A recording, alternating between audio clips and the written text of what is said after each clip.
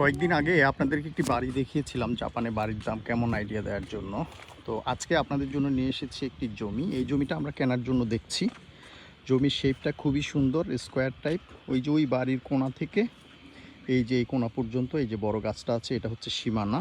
আর এই পাশে এই যে রাস্তা আছে, এখান পর্যন্ত গাছপালা ঘাস কাটা, এটা হচ্ছে বাউন্ডারি আর কি। তো এখানে টোটাল জায়গা আছে হলো 1000 স্কোয়ার মিটার। এটার আস্কিং প্রাইস হচ্ছে, ধারণা করুন তো দাম কেমন হবে। এটার আস্কিং প্রাইস হচ্ছে 980 মান, তার মানে হচ্ছে 98 লক্ষ ইয়েন। আসলে 98 লক্ষ ইয়েন হচ্ছে এটার আস্কিং প্রাইস।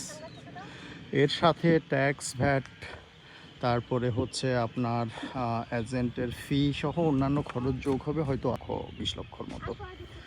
তো সব মিলে বাংলাদেশি টাকায় 1 কোটি টাকার মতো পড়বে। তো এই জায়গাটির অবস্থান হচ্ছে টোকিও থেকে 1.5 ঘন্টা দূরে। এরকম একটা জায়গার দাম হচ্ছে 1 কোটি টাকা। কেমন মনে হচ্ছে, কম না বেশি? তবে একটা জিনিস মাথায় রাখতে হবে, এখানে বাড়িঘর করা যাবে না, কোনো স্থায়ী স্ট্রাকচার করা যাবে না। মানে এই জমির ক্যাটাগরি বাড়ির ক্যাটাগরি না। যদি বাড়ির ক্যাটাগরি হতো সেই ক্ষেত্রে এটা যেহেতু অনেক বড় জায়গা, এটার দাম কম করে হলো আরও 5 গুণ হতো। কিন্তু এখন এটা যেহেতু বাড়ির ক্যাটাগরি না, এখানে যেটা করা যাবে বিজনেস পারপাসে এটা কেনা যাবে।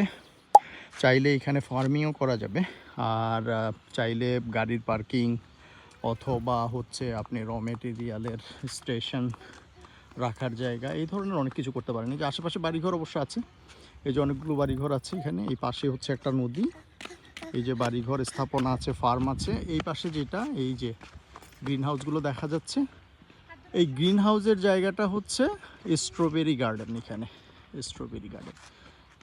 এখানে একটাই কনসার্ন, এই যে রাস্তাটা খুবই সরু, এই দিক থেকে হয়তো ট্রাকে করে কিছু আসতে পারবে না যদি আপনি এই জায়গাটাকে বিজনেস পারপাসে কিনতে চান। তো এই হচ্ছে অবস্থা। জায়গাটা কেমন লাগলো, দাম ঠিক আছে কি না, আপনাদের কি মনে হয়? দাম কি একটু বেশি নাকি কম জানাতে পারেন কমেন্টে। দেখা হবে পরবর্তী ভিডিওতে। Bye bye.